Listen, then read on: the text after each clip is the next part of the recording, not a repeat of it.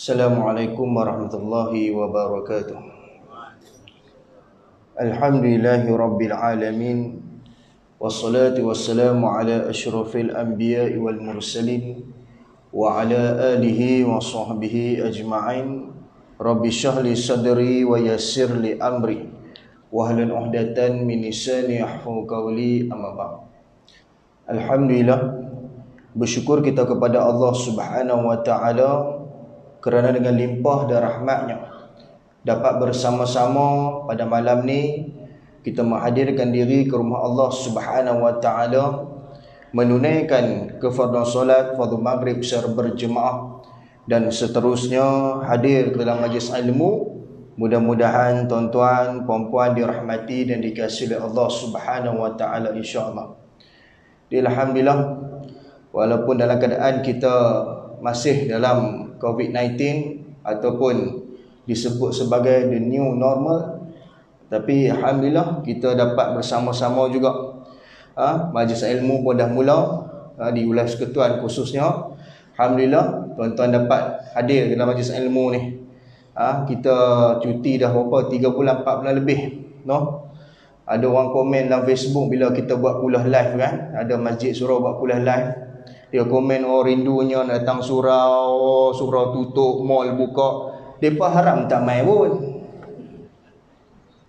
Saya duk kuliah kadang-kadang masjid-masjid di Selangor buat kan kuliah live kan, online. Depa komen rindu lah ustaz suasana masjid. Yang komen tu bukan main masjid pun. Tak main pun, bohong ya tuan-tuan. Ni. Bukan tuan-tuan lah, part lain. Jadi insya-Allah alhamdulillah malam ni kita menyambung pengajian bulanan kita yang berpandukan kitab Al-Kabair, yakni membicarakan berkenaan dosa-dosa besar.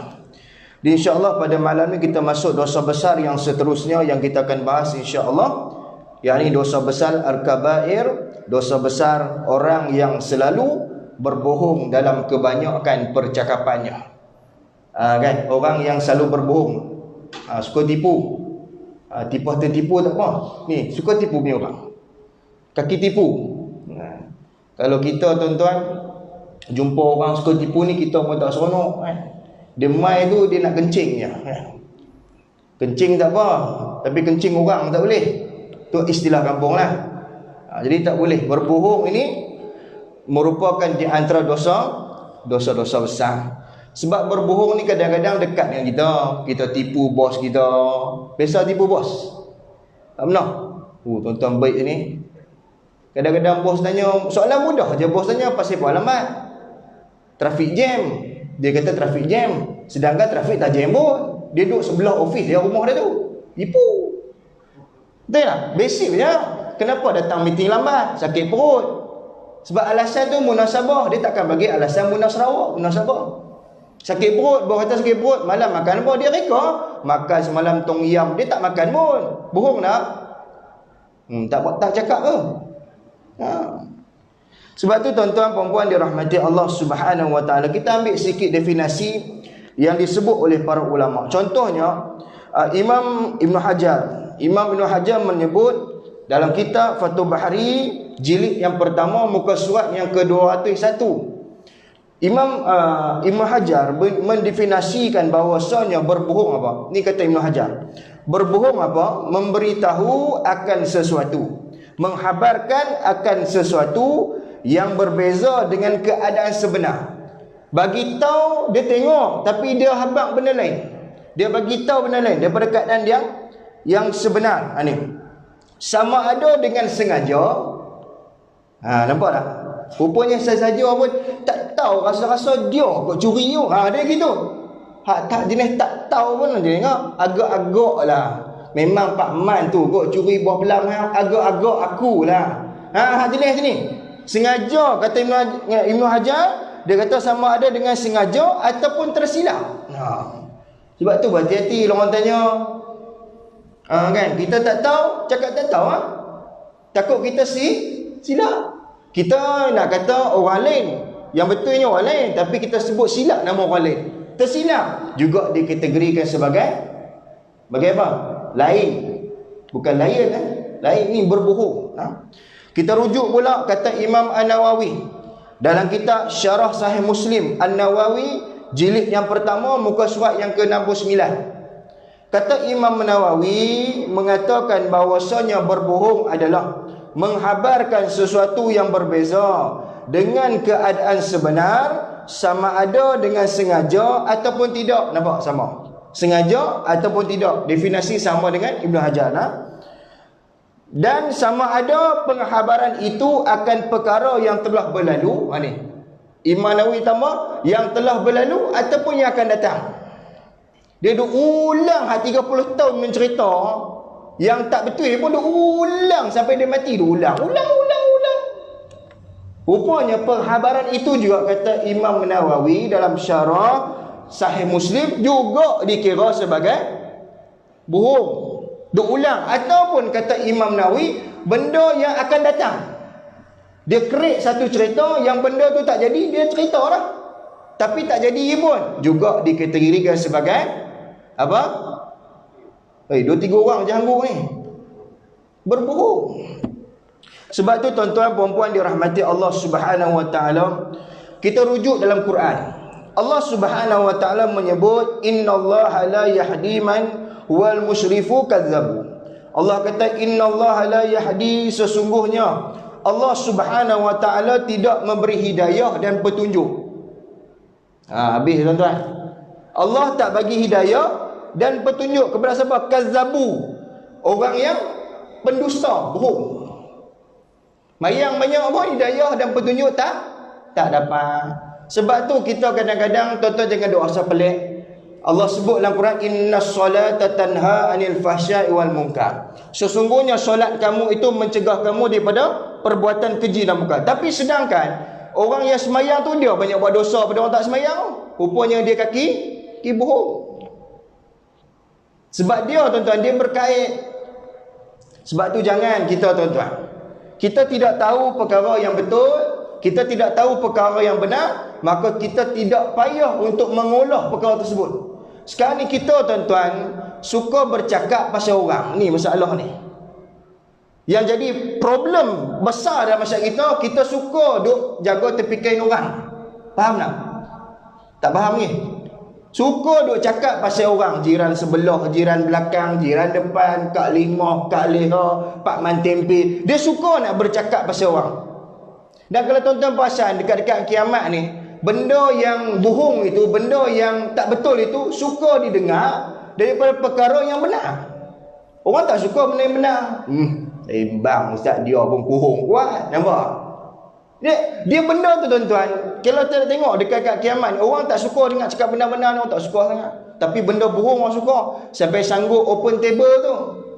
Kawan tu nak cerita pasal, contoh kawan dia punya cerita, dia tak suka kawan dia tu, dia sanggup open table, belanja roti canai 3 pinggan. Sebab apa? Nak dengar cerita kawan tu. Betul tak tuan-tuan? Sebab apa? Benda yang bohong, benda yang tak syok ni tuan, yang dosa ni, menjadi satu kegemaran dalam masyarakat kita. Tuan-tuan lah, saya tanyalah surau ni, tuan-tuan paling banyak tipu siapa? Ni orang lelaki jawab. I ask you question, you answer me. Kan dia baru PKP ni, dia nak cakap bahasa Inggeris sikit. Tuan-tuan lah, orang lelaki ni, suami lah ni, semua suami belakang ni kan, sama ada isteri mati dah kan. Tuan-tuan paling banyak kali tipu siapa? Saya dah bagi keluar sana. Oi, siapa? Isteri banyak. Betul tak orang lelaki? Tak betul? Ada belakang ada 3 orang jawab. Dia tak wani. Dia kadang-kadang isteri tanya je, bang, pasal apa boleh lambat ni? Kuliah pukul 10. Ustaz tu lama. Ustaz juga salah. Dia pergi melepak kedai janda 3-4 jam. Dia boleh kata ustaz kuliah sampai pukul 10 malam. Betul tak? Logik tak?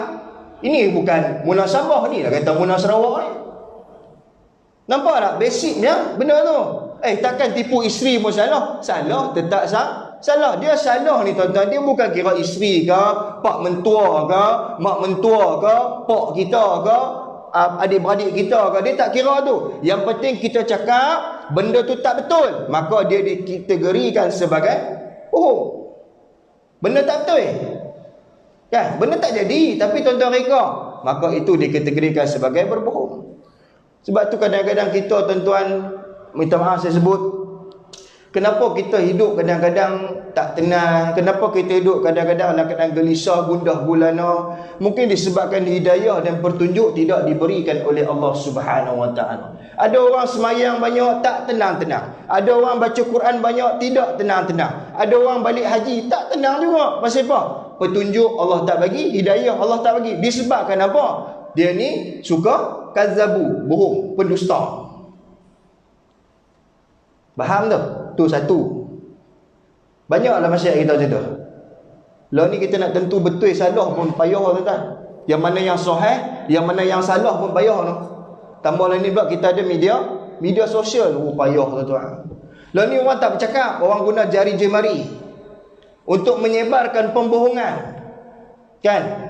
Tengok tadi depa viral kan tadi. Ada orang tulis dalam WhatsApp, grup WhatsApp, katanya siapa yang tak pakai penutup mask ni maka akan diberi apa? Kena saman kan. Dinafikan oleh KKM dah tu. Siapa lah teruk nak mampu tuan-tuan perangai tak ada kerja lain ke tuan-tuan. Ni yang panggil dosa kering, tak dosa kering. Dosa yang senang kita buat, mudah. Dia tak perlu duit, dia tak perlu modal, dia perlu apa? Idea dan kreativiti. Sebab nak bohong ni dia kena kreatif. Ada orang tanya, ustaz, orang yang berbohong dengan orang yang dengar kena bohong ni mana susah? Saya ulang, orang yang berbohong dengan orang yang nak didengar dibohong tu mana susah? Tak boleh jawab Orang yang nak bohong kita ni dengan kita yang nak dengar dia bohong kita ni, yang mana susah lagi? Yang nak bohong kita susah. Dia nak kena fikir, dia nak kena kreatif. Contohlah, nak cerita pasal dia jumpa hantu kan. Takkan dia nak cerita hantu pocong diri tepi pokok keras gitu lah, duk tengok aku gitu. Tak sedap tuan-tuan. Dia akan cerita hantu pocong ligan aku. Ligan dia pun tumpang aku. Aku hantar dia balik kat kubur. Itu. Dia reka tu supaya apa? Supaya dengar sedap juga kan. Kita tahu bohong ni. Tuan-tuan tahu tak orang suka bohong ni? Tuan-tuan kenal dia tak? Kenal. Tuan-tuan tak kenal orang suka bohong ni?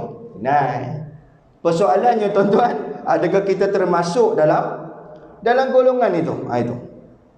Dan kalau kita rujuk dalam surah Az-Zariyat ayat yang ke-10, Allah kata apa? Qutila khurra, binasalah orang yang sentiasa mengeluarkan pendapat dengan cara agak-agak. Agak-agak. Orang tanya, semalam dia kata ada orang tak puasa, contoh kan. Yalah pun dia kot. Kita highlightkan nama dia, kita sebutkan nama dia, kita agak-agak je. Kata Allah Subhanahu Wa Taala, binasa orang macam ni. Sebab tu jangan kita tuan-tuan memberi pandangan yang kita rasa 50-50. Jangan. Orang tanya semalam dengar kata jiran kena tangkap khalwat tu. Nampak benda ni basic kan? Kan selalu orang tanya kan. Kita kadang-kadang buat pala tahu, tahu. Tak pala tahu. Kalau orang Penang kata buat pala tahu ni semua dia tahu. Dia tu macam apa? Macam wartawan bergerak, semua dia tahu. Orang tanya semalam dengar kata jiran hang kena tangkap basah tu ya. Tua aku tengok dengan mata aku, dia kena tangkap dengan negro. Dia punya ubah, dia haram tak tengok pun. Ada yang seorang ni cantik, dia kata aku agak-agak memutih kot. Dia kata negro nak tangkap alam. Dia agak-agak. Ni nak yang Allah kata ni, binasa orang macam ni yang keluar pandangan agak-agak saja. Dia tuan-tuan gini mudah. Contohlah tuan-tuan, orang baru keluar daripada penjara kan. Kenapalah masyarakat kita tuan-tuan, bila orang keluar daripada penjara kita kata dia jahat. Sebab ada orang macam ni jenis agak-agak. Alah dia keluar penjara belum tentu baik, hilang kat tabung masjid lah dia mai. Jenis tu. Betul tak betul? Tuan-tuan tangguk pun tak Kau tuan-tuan dah? Alah dia. Kenapa orang kadang-kadang tuan-tuan, saya kadang-kadang pergi satu masjid surau kan, orang muda tak ada. Ni saya tak sebut masjid tak highlight sebut masjid pada. Kenapa masjid tak ada orang? Orang muda tak ada, orang tua je. Pasal apa? Sebab ada geng tua kan, bila orang muda buat pandai dia kata, depa ni nak rampas jawatan aku ni. Jenis macam tu. Orang muda tak main tuan-tuan. Betul tak? Kawan tu baru nak pegang mic nak azan, tak lagi je. Betul tak? Dia suka buat anggapan buruk. Tengok sikit buruk saja dia tu. Ni tuan-tuan. Sebab tu jangan gitu tuan-tuan. Selalulah kita tengok macam tu. Selalu.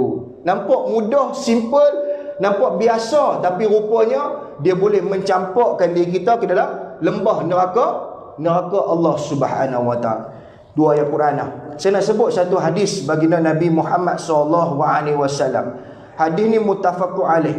Kata baginda apa? Inna rajula la takallamu bil kalimati la yara biha ba'san ya'wi biha sab'i na kharifan finna.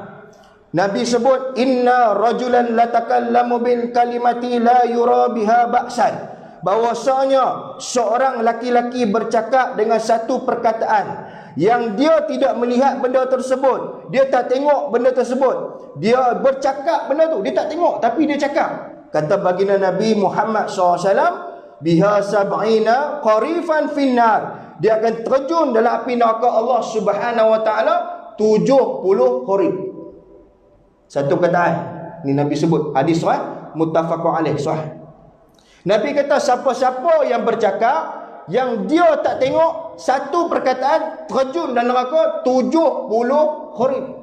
Apa 70 kharif tu? Apa tu? 70 kharif ni apa? 70 tahun. Tu dia tuan-tuan. Baru satu. Kita cakap satu ke? Tak, satu. Kita cakap banyak kan? Berapa puluh tahun terjun dalam neraka. Kalau kita mengaji hadis tuan-tuan, adakah kita nak bercakap macam tu? Nak? Sebab tu kena hati-hati. Satu kataan terjun neraka 70 tahun. Tuan-tuan jangan anggap neraka dengan dunia ni masanya sama, different. Masa dunia dan akhirat, azab di dunia, azab di akhirat itu berbeza. Sakit di dunia itu beda, sakit di akhirat itu beda. Tuan-tuan sakit kat dunia, contoh potong tangan, kecil mana? Sakit tak kalau dia potong tangan? Sakit tuan-tuan, ada bius, ada ubat apa? Ubat apa tu? Ubat bagi tak sakit kan? Kalau kat neraka tuan-tuan kena potong, sakit tak? Tak ada bius tu, kena potong, tumbuh balik. Potong, tumbuh, potong, tumbuh. Mampus tuan-tuan. Sebab tu jangan kita tuan-tuan rasa alah 70 tahun macam umur aku kat dunia 70. Jangan. Ada orang kata neraka ni ustaz oi, alah biasalah kalau tak ada orang masuk neraka siapa nak masuk? Ni pun makuk ayun juga jenis macam ni. Kalau semua orang baik, nanti malaikat yang jaga neraka tak ada kerja pula. Dia ingat neraka tu pok dia punya. Dia kata nanti semua orang semayang, baca Quran, baik belaka, syurga penuh pula. Nampak tak? Dia buat syurga macam Tesco dengan Giant. Sedangkan syurga ni tuan-tuan cukup cantik, cukup besar yang tak ada had limitnya. Neraka itu gambarannya yang Nabi cerita dalam sirah, gambaran yang dicerita oleh para ulama, gambaran dicerita oleh Quran dan hadis, menakutkan. Tapi orang kita boleh main-main. Jadi jangan heran tuan-tuan, orang kita buat dosa banyak sebab apa? Dia anggap neraka macam tu. Dia sebab ni. Kalau orang tak masuk neraka, siapa nak masuk? Semua masuk syurga. Sunyi pula neraka. Nampak? Sebab dia tahu, dia main dengan neraka apa dia main-main. Tambah pula yang saya baca 70 tahun masuk neraka. Allah biasa. Saya kat dunia umur 80 gitu ya. Betul tak tuan-tuan? Tuan-tuan percaya tak ada neraka ni? Tak angguk pun percaya tak percaya ni. Tak tahu tak apa. Sebab apa? Kita tak tengok. Cuba kita tengok tuan-tuan neraka tu. Allah bagi tengok seminit. Aku rasa semua tuan-tuan dibaik belakang. Tapi sebab Allah ni tuan-tuan, dia nak uji kita ni, tengok kita ni baik ke tidak, Allah tidak memperlihatkan neraka itu. Kan? Sebab tu tuan-tuan perempuan dirahmati Allah Subhanahu wa taala, berbohong ni tuan-tuan kadang-kadang menjadi satu rutian dalam kehidupan kita. Itu. Kan? Sebab bohong ni tuan-tuan dia melibatkan dua orang. Dia seorang-seorang dia takkan bohong. Ada orang yang nak cakap dengan dia akan bohong. Ataupun dia ada media sosial, dia ada banyak follower. Ni satu lagi saya pesan, tuan-tuan sini ada follower banyak, ada orang ikut tuan-tuan Facebook. Hati-hati tuan-tuan. Hati-hati. Kita bercakap ni, contoh saya bercakap ni, ada berapa orang ni, contoh ada 50 orang. Okey lah 50. Kalau dalam Facebook buat live, yang tengok tu 1.2k, yang tengok tengah cakap kuliah ni 1.3, kadang-kadang saya kuliah ada dekat 2000k tengok tuan-tuan. Tiba-tiba tersalah cakap, disebarkan benda tu tuan-tuan. Oh, mampu nak tanggung. Pahala yang ada pun tak menampung apa yang ada. Pahala yang ada ni, yang kita duk semayang tak cukup dengan apa nak tampung dosa yang kita ada tu. Faham tuan-tuan? Lepas tu kena berhati-hati. Kata baginda Nabi Muhammad SAW lagi, hadis ni muttafaqun alaih, Nabi kata apa? Inna kadhiban yahdi ila fujur. Sesungguhnya dusta membawa kepada derhaka, dan derhaka membawa kepada neraka. Makna orang yang dusta membawa kepada derhaka. Derhaka itu kata Nabi membawa kepada neraka. Tak ada menuju syurga. Kaki bohong ni tuan-tuan, tak ada menuju ke syurga, neraka belakang. Sebab tu mudah kalau kita buat bohong orang ni tuan-tuan, nak buat macam mana? Kita buat statement kenyataan. Faham tak? Kita pernah tipu kawan kita. Macam nak minta ampun? Abang ada beritahu pada semalam tu aku tipu saja buat lawak. Ada orang tanya, ustaz, boleh tak buat lawak ni tipu? Ini cerdik sikit punya soalan. Kami faham tipu ni haram. Tapi boleh tak kami nak buat lawak bagi orang gelak tapi kami tipu? Boleh tak? Berjenaka tapi dusta, bohong, menyebabkan orang gelak sebab dia bohong tu orang gelak. Boleh tak? Hukum dia apa? Maka saya bawa satu hadis baginda Nabi Muhammad SAW. Hadis yang diriwayatkan oleh Abu Dawud. Nabi kata apa? Fawailul lillazi, celakalah buat orang yang menceritakan suatu cerita dengan tujuan untuk membuat suatu kaum itu ketawa. Maka dia ni berdusta, celakalah buatnya. Fawailul. Nabi sebut 3 kali. Celaka orang yang mana bila duduk dengan orang, dia nak bagi orang gelak, dia buat bohong. Tengok kata Pak Man Tempe muka hitam belegam pun negro, dia pun gelak. Terkeluar ni, gigi palsu terkeluar. Sebab dia reka cerita Pak Man Tempe tu tak hitam pun, putih melepak. Macam Ahmad Saleh, dia reka cerita supaya orang gelak sebab fizikal dia. Boleh tak? Tak boleh, sebab tu jangan main. Tonton sebut nama dia, nama yang tak suka, tapi tonton sebut orang gelak, dia tak suka. Tonton sebut pada orang gelak. Tonton sebut sebab nama dia orang gelak, tapi dia tak suka, dosa bagi tuan-tuan. Faham tak ni tuan? Gelaran tu kadang-kadang dia benda tu, gelaran tu kita tak boleh bagi pada orang, melainkan dia izinkan kepada kita. Boleh kita panggil hitam, Pak Hitam contoh kan, Pak Man Tempe, sebab dia buat tempe Pak Man Tempe. Apa lagi tu tuan, kadang-kadang panggil apa nama tu gelaran kan, Pak Man Judi contoh. Kaki judi dulu panggil Pak Man Judi dah. Orang gelak sebab kita panggil dia Pak Man Judi, sebab dulu dia kaki judi, lah ni dia isap dah. Bila kita duk gelar orang macam tu tuan-tuan, dia dekat dengan kita ke dia jauh kita? Dekat ke jauh? Macam orang tanya saya apa berkenaan dengan gelaran-gelaran di belakang Al-Juburi tu dulu. Ada kan? Orang tanya dulu kat saya. Saya kata perkataan tu tak baik. Kita tak tahu betul dah. Tiba-tiba kita buat sikit-sikit Al-Juburi, Al-Liwati. Oh, ya tuan-tuan. Al-Jirauti contoh. Dia buat benda tu supaya orang gelak dan orang jauh pada orang tersebut. Ini tuan-tuan, celaka orang macam ni. Ada orang nak bagi orang gelak kan, create satu karakter tuan-tuan kan, jadi Superman, jadi Batman macam-macam. Dia reka cerita tu supaya orang ketawa. Jawapannya tak boleh. Walaupun dalam kita nak joke saja, suka-suka, jawapannya suka-suka pun tak boleh tuan-tuan. Banyak ni tuan-tuan, banyak ni dalam masyarakat kita begitu no. Itu. Dan hadis ni juga selalu kita dengar riwayat Bukhari dan Muslim. Nabi kata apa? Ayatul munafiqin salasun. Nabi kata 3 tanda orang munafik ada 3. Ni selalu dengar kan dalam TV duk sebut. Nabi kata tanda orang munafik ada 3. Baik macam mana pun ada 3 ni munafik. Baik ke tak munafik ni? Orang munafik ni baik ke tak?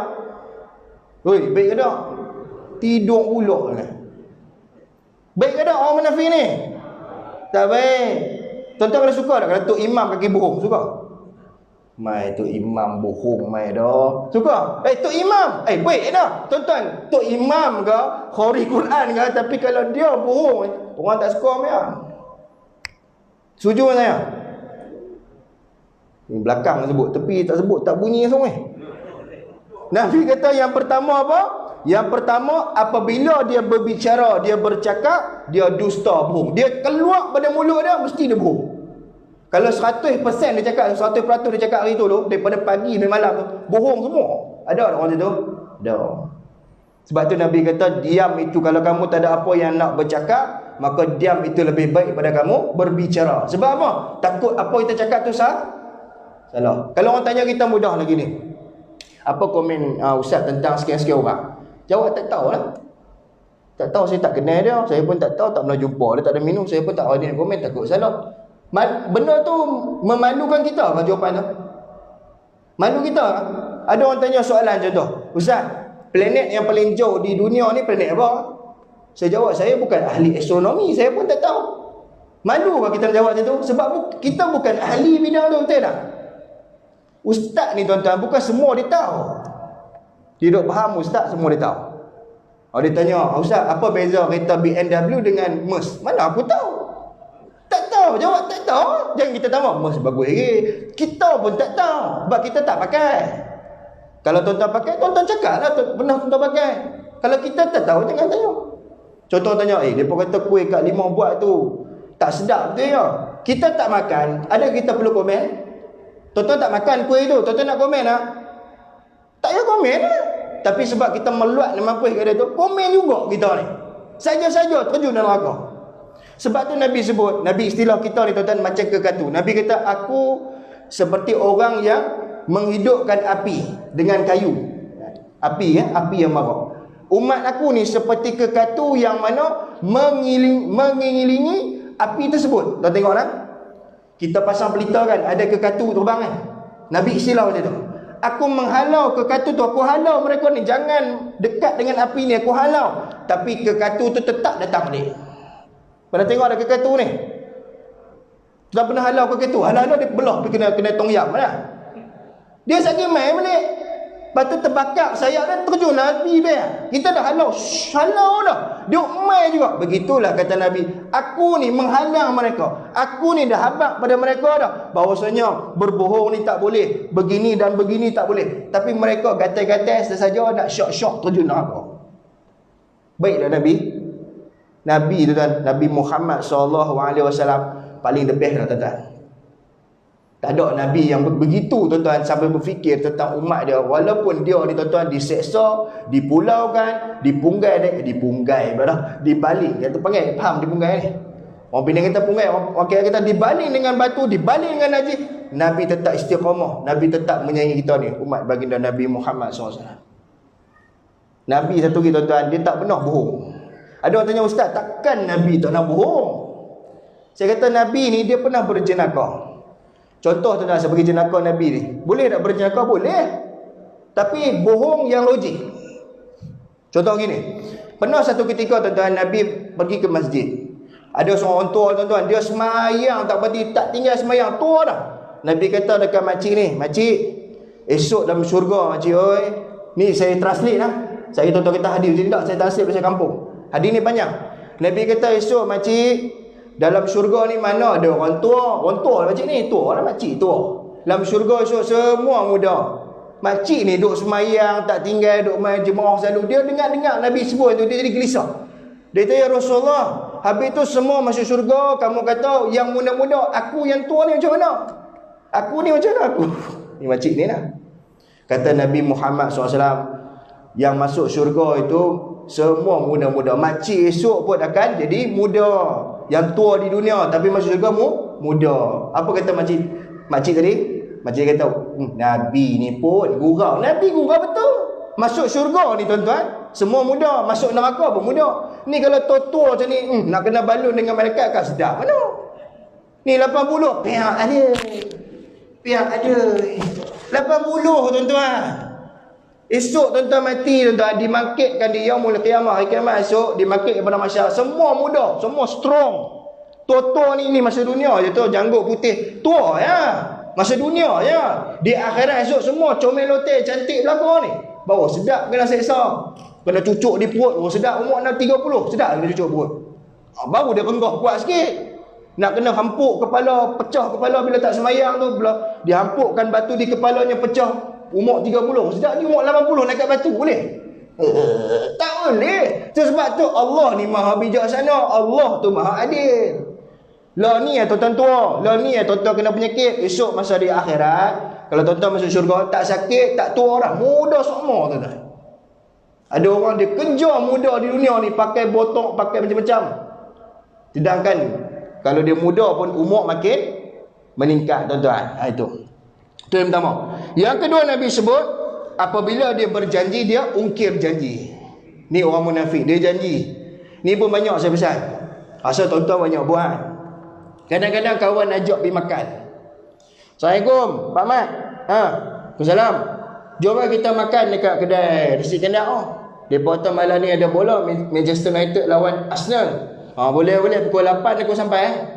Dia janji pukul 8, pukul 9 baru mai. Masuklah dalam golongan ni. Masuk ke tak? Tuan-tuan ni hangguk benda ni. Kawan tu punya bengang ni, tarik tiga cawan duk tunggu, bengang muka macam nak hantu tu. Muka tadi naik jebon duk tunggu lama. 3 cawan. Pukul 9 baru mai, sejam kemudian baru dia mai. Telefon tuan-tuan, dia abang baru mandi lah, duk traffic light jam lah, dia keluar rumah benda ni. Dia keluar rumah, dia kata kawannya ni, duk mana? On the way ni faham tak? Faham tak on the way ni bang? Bukan Pak Bunawai on the way ni bang. On the way dalam perjalanan. Tuan-tuan keluar rumah benda, duklah selimut ni. Kawan telefon lah, weh dah mana? Ni on the way duk traffic light ni, lagi seminit sampai. Dia punya bohong. Banyak dah begitu. Tak berani angguk, banyak. Sampai kawan belah tu cancel malam ni sebab kita punya perangai. Kamu janji jangan ungkir. Yang pertama. Yang kedua, janji dengan pasangan jangan ungkir. Janji dengan anak-anak jangan tipu. Janji dengan anak, Mat, kalau hang dapat SPM tahun ni, tahun depan ni nak exam ni dapat SPM, dapat 10A straight, ayah beli MyV contoh. Ni saya bagi statement mudah, fleksibel, faham. Dia ayah dia janji hang dapat 10A straight, ayah beli MyV baru. MyV baru. Okey. Anak pun tak apa ya. Mat pulun punya pulun, tahun depan keluar result straight A. 10A straight. A1 lah tu straight. Ayah pun dia pun tutuplah ayah. Itu ayah ingat. Tahun lepas ayah kata kalau Mat dapat 10A straight, ayah nak beli MyV baru. Ayah pun duk garu kepala. Rambut dah tak ada, garu lagi. Hang janji, hang tak mau buat. Sebab tu janji benda yang boleh kita tepati, jangan capati ya. Janji benda yang boleh, betul tak? Boleh buat, janji ya. Ada orang kata, ustaz saya beli ke anak saya MyV second hand.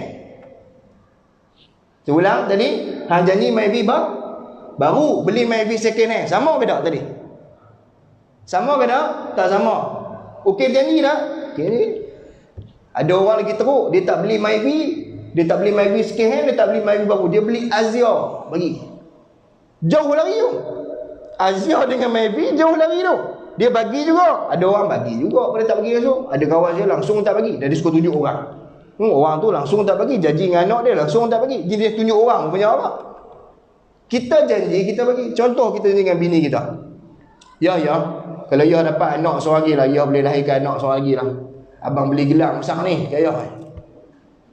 Bini dia makan kacik Fatimah, kacik-kacik pun telan sekali. Semangat nak dapat gelang besar ni. Mengandung orang tua tu, umur 40 mengandung. Contoh.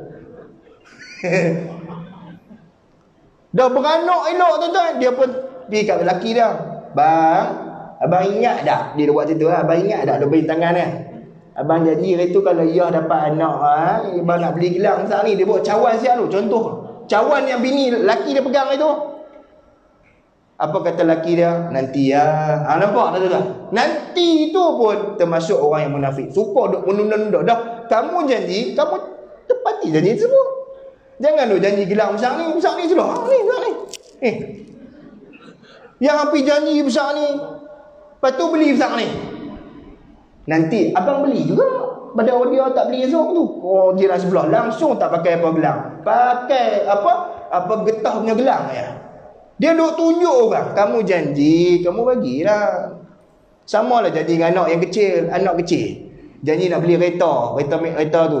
Kereta kontrol. Anak tu duk tunggu kat pagar rumah. Macam Kasim Selamat dia tunggu. Bapak nak balik pukul 12, tak tidur, dia tunggu kita kontrol. Balik-balik tak beli tuan-tuan. Dia tak lah, anak aku tidur kot. Balik-balik tak tidur anak tu. Anak tanya apa siapa tak beli, kedai tutup. Oh, tipu anak. Tipu anak, dosa lah. Tapi umur dia 6 tahun Ustaz, dosa lah. Dia bukan tunggu tua umur ni. Kalau kita tipu orang tuan-tuan, maka dosa. Boleh faham tuan-tuan? Yang ketiga Nabi sebut diberi amanah dia khianat. Ini tuan-tuan. Kata baginda Nabi Muhammad SAW lagi. No? Sebelum isyak saya berhenti lah. Isyak berapa ni? 8.4 ada lagi sebenarnya lah. Last lah. Satu hari last. Nabi kata apa? Sebesar-besar pendustaan ialah seorang yang mengaku melihat dengan mata kepalanya suatu yang dia tak tengok. Ni hadis ni riwayat Bukhari. Dia tak tengok dengan mata kepala dia, tapi dia habaq dia tengok dengan mata kepalanya. Ini orang tuan-tuan, pendusta, pembohong punya orang tuan-tuan. Itu. Yang terakhir, hadis yang terakhir tuan-tuan, baginda Nabi Muhammad SAW menyebut, man tahallama bihul man lam yaruhu, sesiapa yang mengaku telah bermimpi melihat sesuatu sedangkan dia tidak bermimpi tentangnya, nescaya pada hari kiamat kelak dia akan dipaksa mengikat antara 2 butir gandum, padahal dia tidak sama sekali mampu melakukan dia. Mimpi jumpa wali, songo lah, wali sengit lah. Cerita orang, malam aku jumpa wali songo, dia ajak aku jampi apa tau. Dia tak mimpi jumpa wali songo pun. Bohong tuan-tuan. Dia ni esok di hari kiamat tuan-tuan, kata Nabi, akan dipaksa mengikat antara 2 butir gandum. Dah tengok gandum? Gandum dah tengok? Tepung gandum dah tengok? Gandum dah tengok? Balik saya cari gandum. Gandum ni kecil lah. Dipaksa mengikat 2 gandum, padahal sama ada dia tidak mampu mengikat ni. 2 gandum ni ikat macam mana tuan-tuan? Kecil nak mampu gandum ni. Itu tuan-tuan. Dan tuan-tuan, satu hadis lagi boleh? Satu hadis lagi. Lah. Hadis ni tuan-tuan kena baca, tak baca rasa rugi. Nabi kata, adapun lelaki yang engkau lihat mengoyak rahangnya ke arah hujung lehernya. Dia koyak rahang ni, rahang. Dia tarik sampai hujung leher. Hidungnya ke arah hujung leher. Tarik sini sampai sini. Tarik hidung sampai sini. Lagi. Dan matanya ke arah hujung lehernya. 1, 2, 3 sampai hujung lehernya. Maka dia adalah lelaki yang keluar daripada rumah lalu berdusta sehingga ia tersebar di merata tempat. Ni suka cerita pasal orang sampai satu kampung kenal orang tu sebab mulut dia. Esok ke akhirat tugas dia tarik rahang dia sampai sini, tarik hidung dia sampai sini, tarik matanya sampai sini. Itulah tugasnya bila dia mati esok bertemu dengan Allah Subhanahu Wa Taala. Dia tuan-tuan rasa macam mana? Nak try? Nampak saya nak try Kau dah try dah? Jadi tuan-tuan, sebagai penutup saya nak tutup satu pantun lah. Last. Ukir-ukir si kayu jati, jadikan ia sebuah jambatan. Pikir-pikirkan sebelum terjadi, jangan menyesal kemudian hari. Anda mampu mengubahnya. Itu tagline tu. Anda rasa saya dah masa untuk sakit kepala, makalah Panadol. Jadi cukup sekarang tu, insya-Allah faham dah. Saya buat tajuk ni saya terang sikit-sikit, tuan-tuan faham dah. Takkan tak nak bohong. Siapa tak nak bohong sini kat tangan? Tak pernah? Ada tak pernah? Kan semua ada yang pernah bohong. Jadi ambillah iktibar, mintalah taubat pada Allah Subhanahu Wa Taala. Jadi tuan-tuan, saya satu lagi saya lupa satu hadis tuan-tuan, lupa, minta maaf, duk syok dengan cerita. Ada orang tanya, ustaz, tak ada ke yang dibenarkan berbohong? Ada. Nabi sebut yang pertama dibenarkan berbohong ketika berperang. Boleh bohong. Mana orang perang jujur? Depa kami buat 3 tu banting tu. Hang mai tu mati sebelah, ada lagi penting. Kalau perang macam tu habis ya, kalah. Yang kedua Nabi kata dibenarkan berbohong untuk mendamaikan kedua belah pihak yang sedang bertelagah bergaduh. Tuan-tuan di orang tengah, tuan-tuan damaikan keduanya walaupun keduanya tak bercakap tapi tuan-tuan habaq dia. Maka dibenarkan. Yang ketiga Nabi kata dibenarkan berbohong untuk menggembirakan hati pasangan. Ini banyak ni. Membohong untuk gembira hati pasangan. Contoh macam mana contoh? Tuan-tuan, bini tuan-tuan masak nasi goreng, masin nak mampu tuan-tuan makan, masin nak mampu. Tuan-tuan dia tanya, bang sedap tak? Kita kata sedap nak mampu. Ya kalau nasi seafood sebelah bini rasa-rasa tersemuk muka lelaki tu. Dia kata abang tipu. Itu tipu dibenarkan. Sebab apa? Bila kita cakap macam tu bini suka. Tapi kalau kahwin lain tipu, bini suka. Ada orang tanya, kalau saya kahwin lah Ustaz, saya tak bagi tahu bini saya tipu dia. Adakah tipu dibenarkan? Jawapannya tidak dibenarkan. Faham tu? Kalau bini tanya, bang buat balik lambat, pergi rumah bini muda, berani agak? Aku rasa tak berani tuan-tuan ni. Itu jadi cukuplah sekadar tu ringkasannya. Dan insya-Allah kita jumpa lagi insya-Allah pada bulan depan. Insya-Allah nah. Yang baik datang daripada Allah, yang kurang terdatang pada kelemahan dia sendiri. Saya mohon maaf banyak-banyak jika ada terkhilaf dan terkasar bahasa. Insya-Allah kita bertemu lagi. Jadi tuan-tuan, raya Adha ni insya-Allah saya akan masuk dalam TV Al-Hijrah. Insya-Allah nanti ada kesempatan tuan-tuan tengoklah. TV Al-Hijrah. Ada TV Hijrah? Dia tengoklah, bagi ramai tengok sikit. Saya dapat 2 tajuk, satu cerita tentang Nabi Ismail AS dan satu menceritakan berkenaan dengan melontar jamrah. Ini cerita yang saya akan bahas nanti, insya-Allah tuan-tuan tengoklah di TV Al-Hijrah. Ada belakang ni semua, boleh tengok. Baru kali pertama masuk TV tuan-tuan, saja cakap kan. Jadi tuan-tuan, insya-Allah kita jumpa lagi. Wabillahi taufiq wa hidayah. Assalamualaikum warahmatullahi wabarakatuh.